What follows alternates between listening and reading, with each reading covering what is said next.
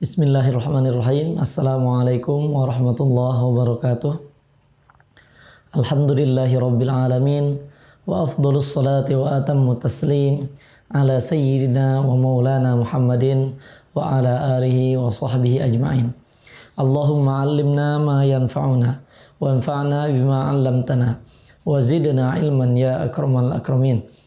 Allahumma la sahla illa ma ja'altahu sahla wa anta taj'alul hazna idza syi'ta sahlan sahla.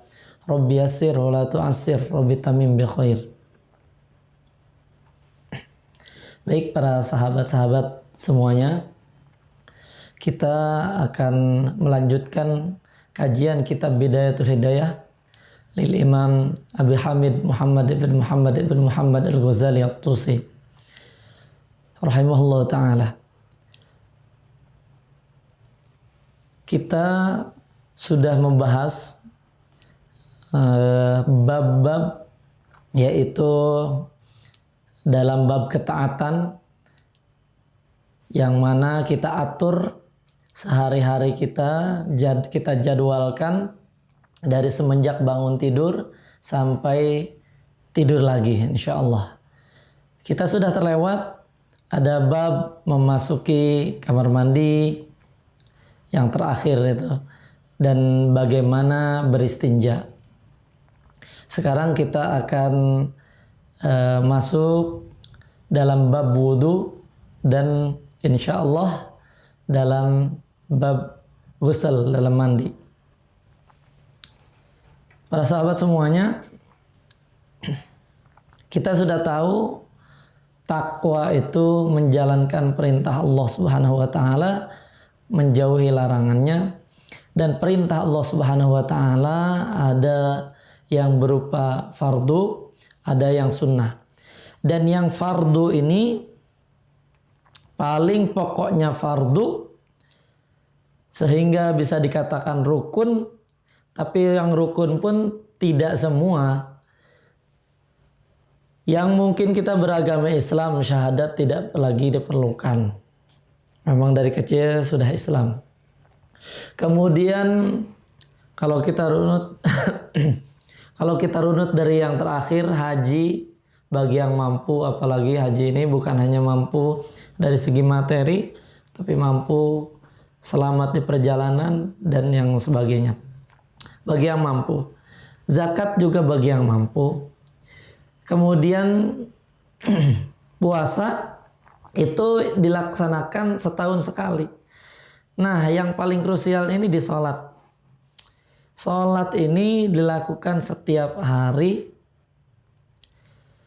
Tapi sholat kita bisa dianggap tidak sah kalau misalkan wudunya tidak sempurna.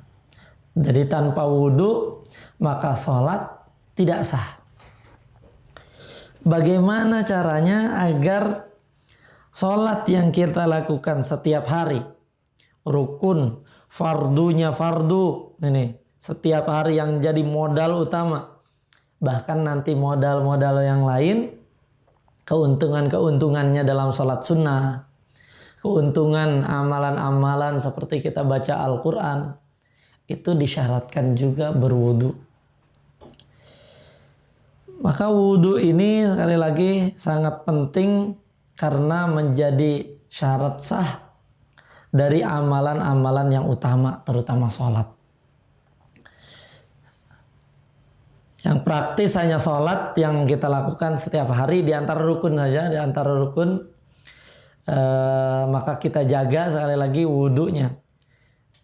Dan memang dari syarat sah wudu itu diantaranya juga harus tahu ilmunya.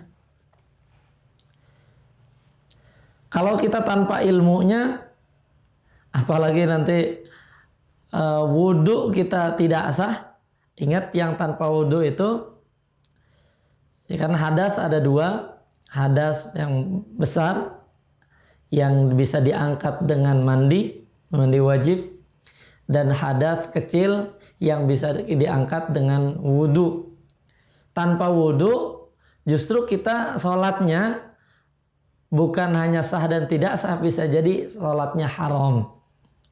Jadi tanpa wudhu itu haram baginya sholat, tawaf, menyentuh dan membawa mushaf.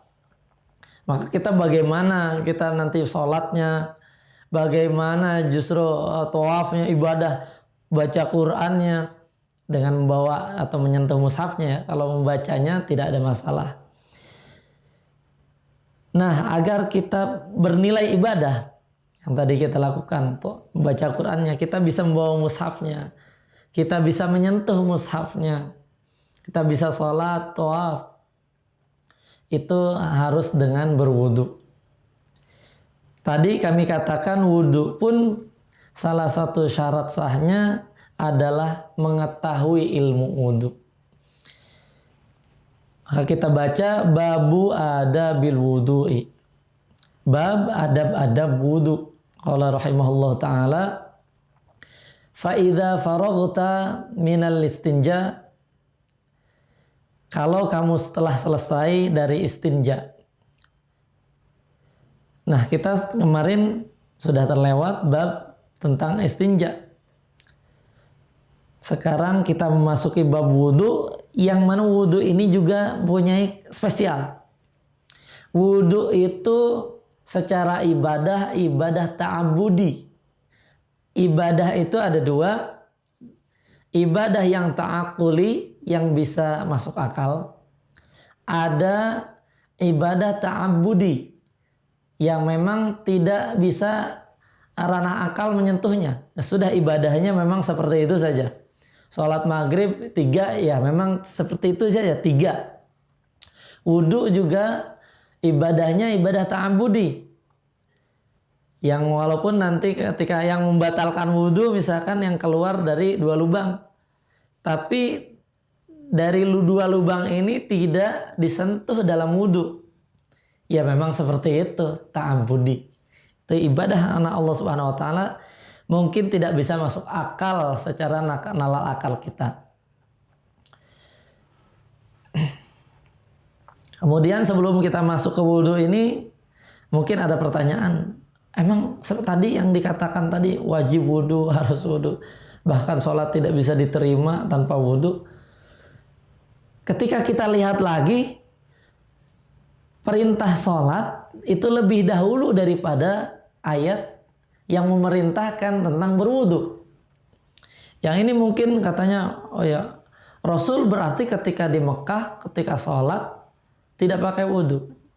Ini tidak betul secara seutuhnya. Karena memang betul perintah wudu itu di Madinah. Dalam surat Al-Maidah ayat 6. Ya ayyuhalladzina amanu idza qumtum ila sholati faghsilu wujuhakum wa aydiyakum ilal marafiq. Dan yang selanjutnya, memang perintahnya di Madinah. Lalu bagaimanakah di Mekah? Di Mekah Rasulullah SAW ketika sholat sudah diajarkan berwudu. Hanya saja memang turun ayatnya belakangan. Baik, kita lanjutkan. Fa idza faraghta minal istinja, sudah selesai istinja. Apa adab yang selanjutnya yang bisa kita amalkan dalam adab berwudu? Karena ini kita ingatkan lagi, kami ingatkan lagi, Imam Al-Ghazali rahimahullah ta'ala, nafa'ana bi'ulumihi wa bikum insyaallah, selalu menyebutkan adab. Ini akan bercampur. Kalau dalam fikih nanti hanya mungkin akan disebutkan rukun, sunnah. Ini lebih dari itu, bukan hanya sunnah atau fardunya, rukunnya saja, tapi adabnya. Yang mungkin khilaful aula saja disebutkan di sini.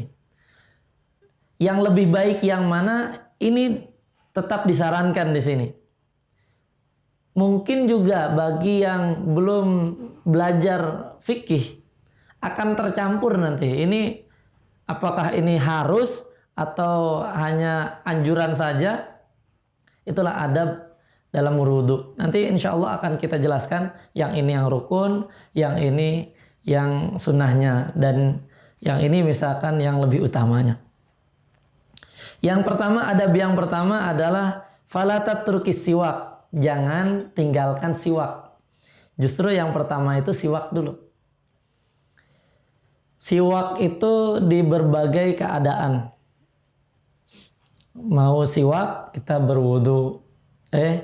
Terbalik ya. Mau berwudu kita siwak terlebih dahulu. Mau baca Quran juga siwak, mau sholat siwak. Kenapa? Fa innahu matharatun lil fami wa mardatun lirabbi wa maskhatatun lisyaitani. Siwak itu pertama pembersih mulut. Kemudian juga siwak juga diridhoi oleh Allah Subhanahu wa taala dan dibenci oleh setan. Apakah sekarang ada pertanyaan, apakah kalau kita gosok gigi itu sudah termasuk siwak? Atau gosok gigi itu bisa menggantikan siwak? Siwak yang kita kenal gitu. Kita mungkin terbiasa sekarang dengan sikat gigi. Sikat gigi apakah termasuk siwak? Ya, sikat gigi termasuk siwak. Karena salah satu tujuan dari siwak adalah tadi matharatun lil fam, pembersih mulut. Dan kalau misalkan gigi mulutnya bersih, itu Allah Subhanahu wa taala ridho dan setan benci. Tapi sikat gigi tidak bisa menggantikan siwak. Jadi kalau mau lebih sempurna, sikat gigi dipakai juga, siwak juga dipakai. Kita akan membedakan antara sikat gigi dan siwak. Sekali lagi, sikat gigi ya termasuk siwak, tapi sikat gigi itu tidak mencakup seluruh siwak. Kita lihat misalkan saja, tadi kami sebutkan siwak itu beberapa tempat. Ketika akan berwudu siwak, akan sholatnya siwak, akan baca Quran siwak lagi. Sedangkan sikat gigi, kita anjuran dari dokter saja mungkin tidak dianjurkan lebih dari 3 kali. Beda tentunya. Dan siwak ini bukan berarti harus dengan arok aja. Bukan. Jadi bukan harus dengan kayu batang arok. Dengan siwak yang kita kenal itu batang siwak. Bukan. Dengan apa saja. Bisa dengan kain. Atau bisa kita wakili dengan jari kita. Membersihkan gigi dengan niatan siwak. Itu siwak. Wa salatun bisiwakin afdalu min sab'ina salatan bila siwak. Salat dengan siwak itu lebih utama daripada 70 salat dengan tanpa siwak. Ini luar biasa sekali keutamaan siwak. Bahkan saking luar biasa tadinya siwak, kalau misalkan seorang istri diperintahkan oleh suami untuk bersiwak, itu jadi hukumnya wajib buat istri untuk bersiwak. Tapi juga tentang siwak ini memang tidak wajib, karena Rasulullah SAW di sini dalam satu riwayat waruya an Abi Hurairah radhiyallahu taala anhu qala Rasulullah SAW laula an asyqa ala ummati la amartuhum bisiwaki fi kulli salatin. Rasulullah bersabda, kalau misalkan tidak berat untuk umatku, niscaya akan aku perintahkan bersiwak di setiap sholat. Tapi karena Rasulullah SAW sayang kepada umatnya, mungkin nanti akan memberatkan umatnya. Ini juga bukti Rasulullah sayang kepada umat, cinta kepada umat. Akhirnya memang siwak ini hukumnya bukan wajib. Tapi tadi anjuran sebelum wudu kita bersiwak. Nanti sebelum sholat juga siwak.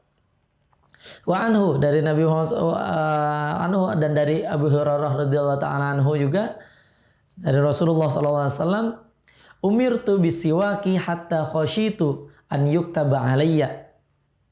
Saya diperintahkan untuk bersiwak. Nih Rasulullah sering sekali perintahkan untuk bersiwak. Hatta khasyitu an yuktaba alayya, sampai Saya takut, kata Rasulullah SAW, ini siwak ini jadi wajib. Karena saking pentingnya siwak, saking berulang-ulang perintah siwak ini. Mau wudhu bersiwak, mau sholat bersiwak, nanti mau baca Quran bersiwak, dan yang lain sebagainya.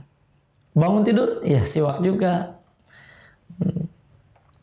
Dan siwak ini kalau kita memakai batang arok, bagusnya memang kalau kita bisa memilih ada ukurannya.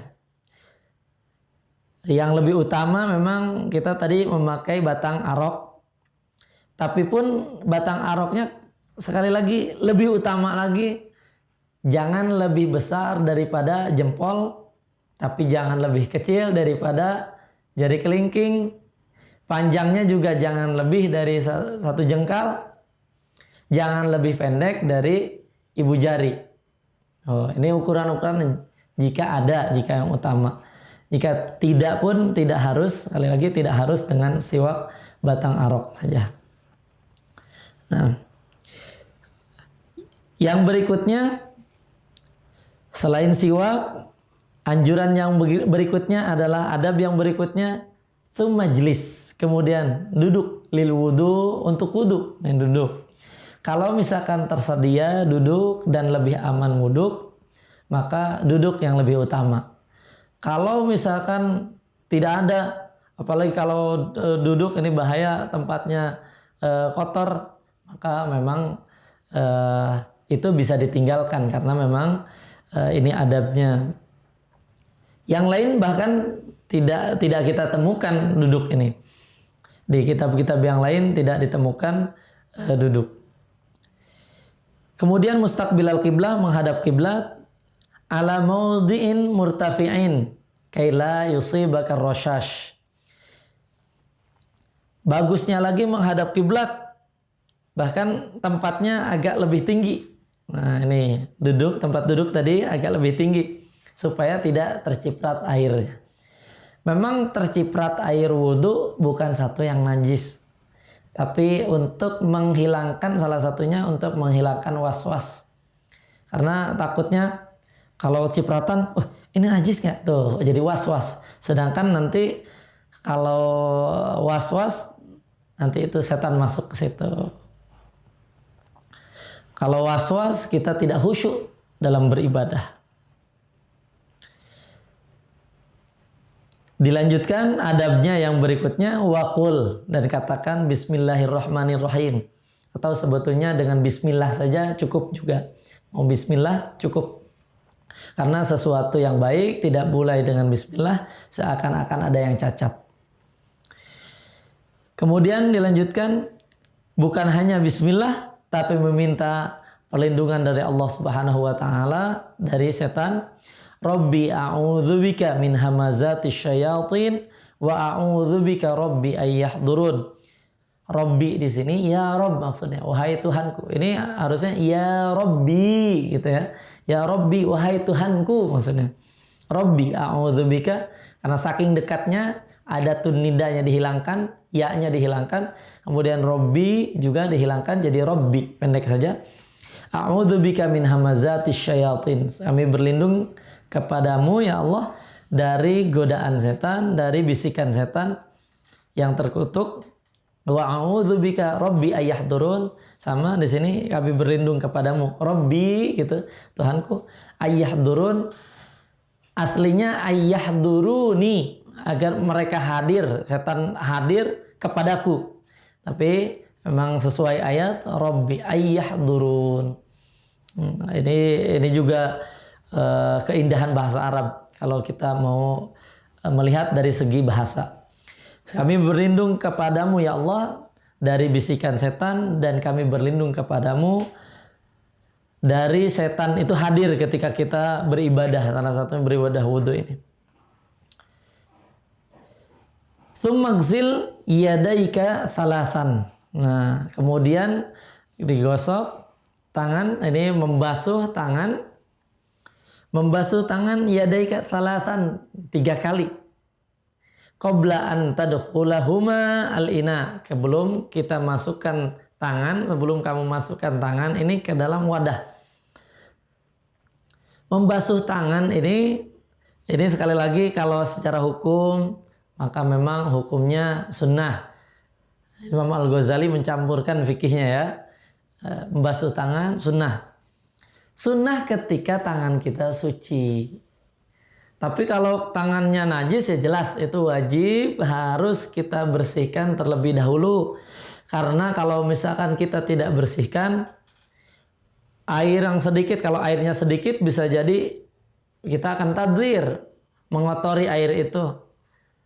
Nah, kalau airnya banyak memang aman, itu pun takutnya nanti ada was-was berikutnya. Ini apakah karena tangan inilah yang akan berperan membersihkan anggota tubuh yang lain, anggota wudhu yang lain. Karena dalam telapak ini kita bersihkan terlebih dahulu, maka aman dan kita bebaskan dari was-was. Ini memang sudah tidak ada najis lagi dan itu kesunahannya. Wa qul Allahumma inni as'alukal yumna wal barakah. Dan katakan, artinya doa ini. Perkataan di sini maksudnya doa. Karena kita juga perkataan kita menjadi doa. Allahumma ya Allah inni as'aluka, saya meminta kepadamu al yumna, tambah-tambah dalam kekuatan dalam ketaatan, wal barokah dan barokah. Kami minta barokah. Karena memang wudhu ini pertama kita niatnya beda ya dengan cuci tangan biasa. Bahkan ketika membasuh tangan pun itu gerakannya berbeda dengan dan kita bedakan dengan kebiasaan orang cuci tangan seperti ini. Maka dalam berwudu ini cuci tangannya tidak seperti ini. Tapi yang mungkin sekarang kesehatan juga ada mengikuti juga. Dan kita sekarang sering cuci tangan. Nah ini cuci tangannya, basuh tangannya. Kalau yang kiri ke atas bagian kanan ya. Jadi agar berbeda dengan yang biasa dilakukan. Jadi misalkan gerakan cuci tangan itu agar sehat. Kalau kita niatnya agar sehat saja tidak bernilai ibadah. Tapi kalau kita niatnya memang membasuh tangan dengan niat berwudu, niat ibadah, maka jadi ibadah. Niat mengikuti Rasul jadi mengikuti Rasul. Jadi agak ada nilai pahalanya. Nah ini dilanjutkan dengan doa. Doanya Allahumma inni as'alukal yumna wa barakah. Ya Allah, saya mintamu agar kuat dalam beribadah dan bertambah lagi barokahnya. Doa ini, para sahabat semuanya, memang bukan ma'thur, bukan ada dari Rasulullah. Ini tidak benar jika kita mengatakan ini doa Rasul ketika cuci tangan. Tidak.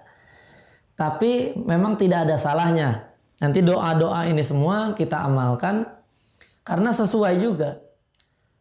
Tidak bisa kita salahkan. Dan ini anjuran ulama juga. Ini para ulama berarti yang nulis.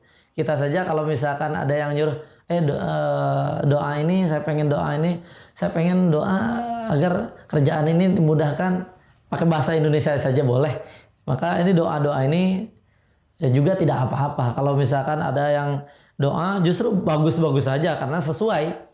Misalkan tadi ketika membasuh tangan, ya Allahumma inni as'alukal yumna wal barakah. Kita ingin tangan ini bisa melakukan amalan-amalan ketaatan dan barokah ini tangan. Nah barokah itu bukan berarti banyak dalam segi jumlah, bukan. Barokah itu tidak dilihat dari segi kuantitas tapi kualitas. Bisa saja yang sedikit terlihatnya sedikit tapi justru barokah. Telah dirasakan manfaatnya untuk semuanya. Barokah itu ziyadatul khair, kebaikannya itu bertambah. Umurnya bisa jadi kurang misalkan dibanding dengan yang umurnya yang lebih. Tapi yang sedikit barokah. Yang lebih bagus lagi kalau misalkan banyak dan barokah, itu lagi yang kita minta kan. Kita ingin tangan kita ini selalu dalam keadaan sehat walafiat, bisa melaksanakan ketaatan dan barokah gitu. Dan meminta perlindungan juga. A'udzubika wa a'udzubika minasyu'mi wal halakah. Jangan sampai tangan ini melakukan perkara yang keji, melakukan kejahatan, melakukan maksiat dan yang menjadikan kita hancur. Hancur kita dengan maksiat. Tsumanwi, kemudian niat. Nah, di sini niat. Aslinya niat itu nanti ketika akan, ini yang wajib ya, niat yang wajib yang menjadi rukun wudu, niatnya sebelum membasuh muka. Tapi tidak apa-apa, ini didahulukan niat di sini. Niatnya dengan niat membasuh yang sunnah wudu dulu. Jadi niat di sini, niat membasuh, memang niat membasuh, kita akan membasuh anggota yang sunnah. Kalau kita niat wudu yang fardu dari mulai sini, nanti akan ada di sini wanwi raf'al hadathi aw istibahatis shalah. Kemudian niatnya ini untuk menghilangkan hadas kecil dan dibolehkannya salat.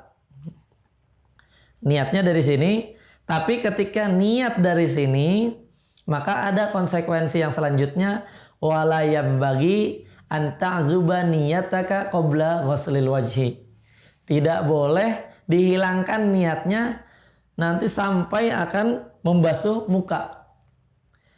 Kalau misalkan niatnya hilang, niat wudu ini hilang, fala yasihu wudu'uka, nanti tidak sah wudunya. Nah, kita akan menjelaskan di yang berikutnya. Salah satu rukun wudu adalah niat. Ini dalam mazhab Syafi'i tentunya, karena kita baca dalam mazhab Syafi'i.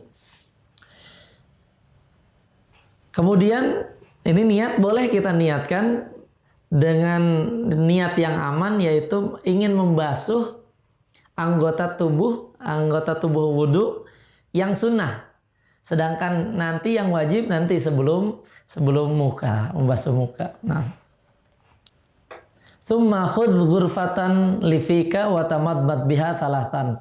Kemudian kita ambil satu segini ya, seciduk air untuk mulut kita. Kemudian untuk berkumur-kumur. Niat berkumur-kumur. Tadi niatnya sudah, sekarang berkumur-kumur. Tamadmad, ini berkumur ya. Berkumur ini kalau hukum sekali lagi sunnah lagi. Tapi juga jangan dilepas lah. Ya, kalau ada kesunahan seperti ini, nanti di akhir juga kalau melepas yang sunnah seperti ini rugi nanti. Kumur-kumur, ingat kumur-kumur ini harus keluar ke dalam berarti. Berkali-kali namanya kumur-kumur, tidak sekali lewat, tidak seperti itu. Tapi kumur-kumur keluar ke dalam, memasukkan, dicampurkan, nah itu kumur-kumur. Bolak-balik artinya tidak hanya satu kali, tidak memasukkan saja. Kalau memasukkan saja minum seperti itu ya. Ini berkumur-kumur, jadi bolak-balik. Bahkan bukan hanya berkumur-kumur sekali, wa baligh fi raddil ma ilal ghalsamah illa an takuna shaiman fatarfuq. Ini juga bukan hanya kumur-kumur begitu saja, justru harus lebih dari itu.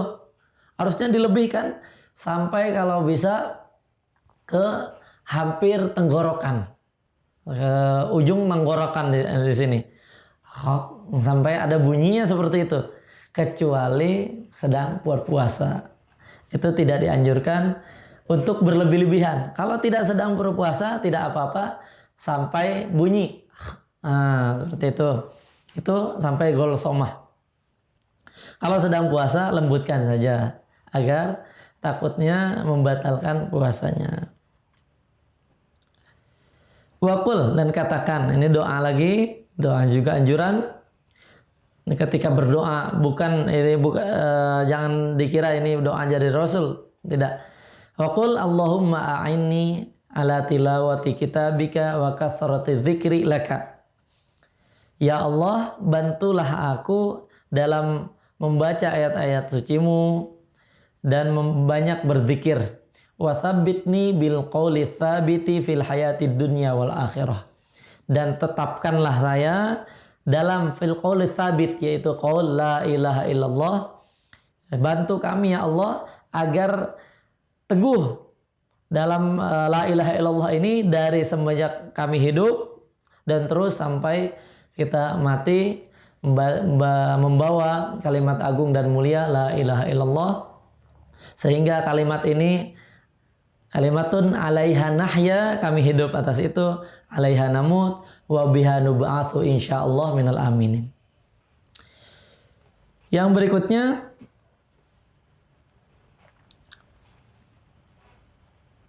tsumma khudh ghurfatan li anfika, kemudian ambil juga seciduk air untuk hidung, wastanshiq biha thalathan, dan beralistinsyak ya.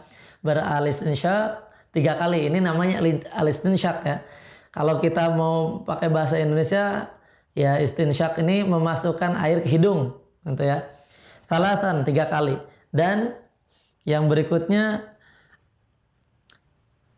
wastanthir ma fil anfi min rutubah. Kalau alistinthar itu mengeluarkan airnya, mengeluarkan yang tadi rutubah ini yang basahnya juga 3 kali. Jadi istinsyak, masukkan, kemudian keluarkan. Ini 3 kali. Jadi disedot ya. Jadi bukan hanya istinsyak ini bukan membersihkan hidung, tapi menyedot air, dan istinthar mengeluarkan air.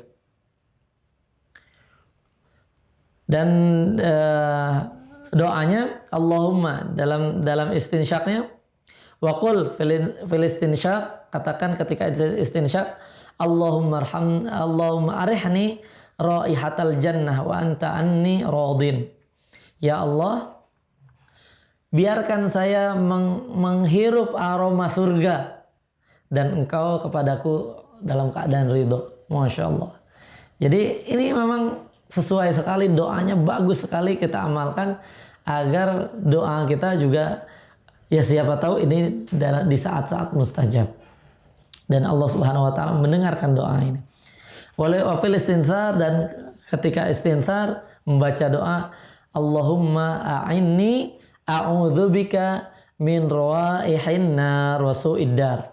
Ya Allah, kami minta perlindungan kepadamu dari aroma neraka. Jangan sampai kita terhirup aroma neraka, berarti yang terhirup itu, kalau kita menghirup aroma surga berarti kita termasuk ahli surga. Kalau terhirup ternyata aroma neraka, naudzubillah, itu berarti su'dar, nanti rumahnya memang akan kembalinya ke neraka, naudzubillah.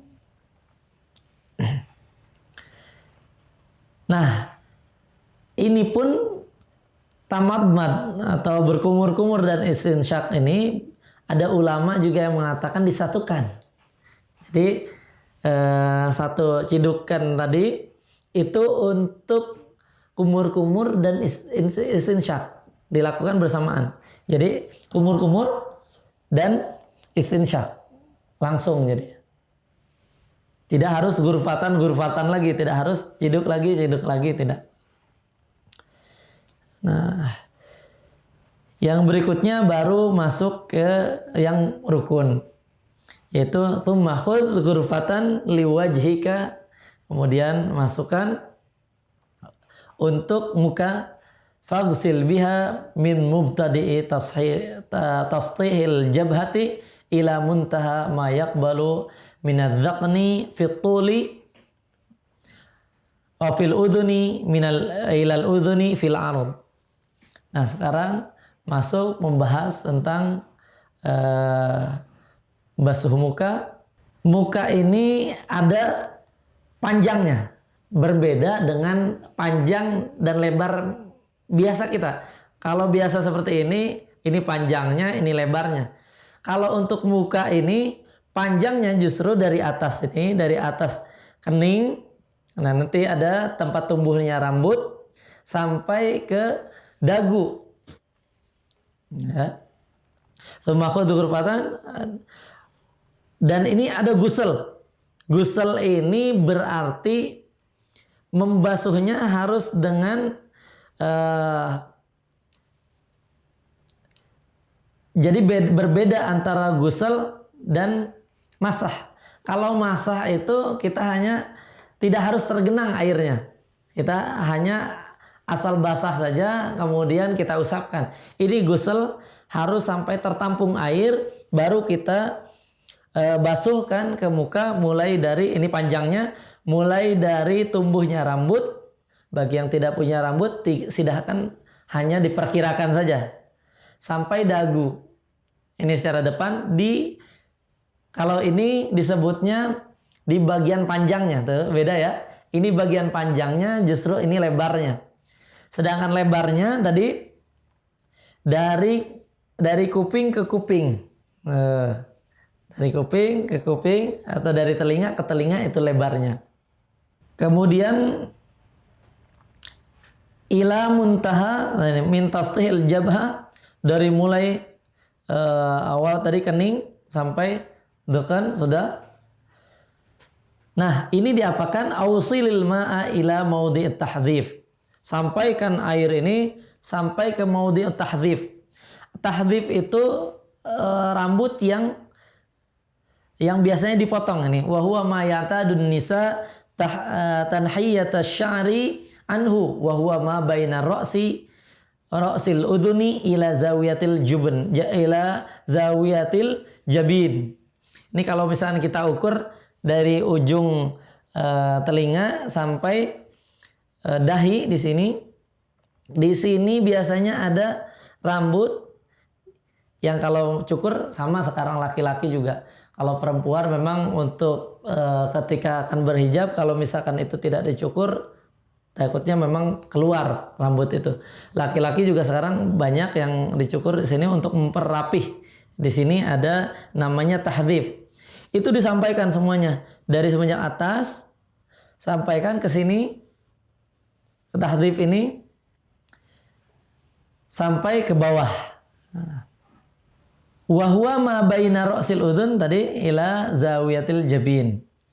A'ni, yaitu yang saya maksud ma yaqa'u minhu fi jabhatil wajhi. Nah, ini yang di sini harus terbasuh juga. Jadi yang di sini ini termasuk ke dalam wajah.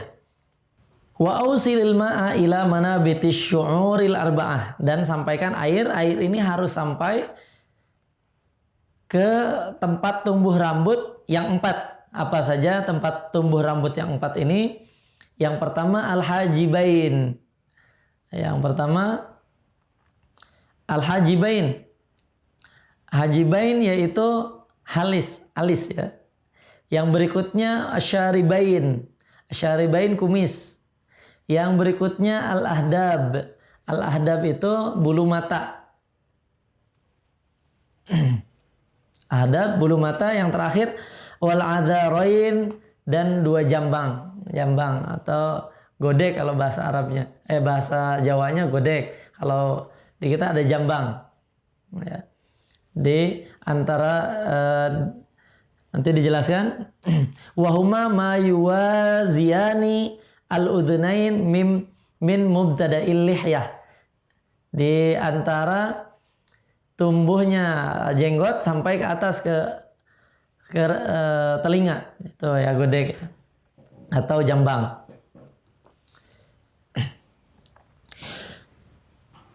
Itu tempat tumbuh rambut yang 4. Yang berikutnya wa yajibu isalul ma ila manabiti sya'ri minal lihyah al-khafifah dunal kathifah. Dan sampaikan air juga dari pertama tumbuh rambut. Tumbuh rambut maksudnya tumbuh rambut yang jenggot ini dari dalamnya ya, jadi kulitnya. Yang kalau misalkan jenggotnya ini ada jenggotnya ini tipis, jadi harus sampai ke dalam. Kalau jenggot tipis, maka air itu harus sampai dalam. Berbeda dengan yang jenggotnya tebal. Kalau yang jenggotnya tebal itu hanya berusaha saja dia menyela-nyela. Nanti akan ada kesunahan menyela-nyela bagi yang jenggotnya tebal.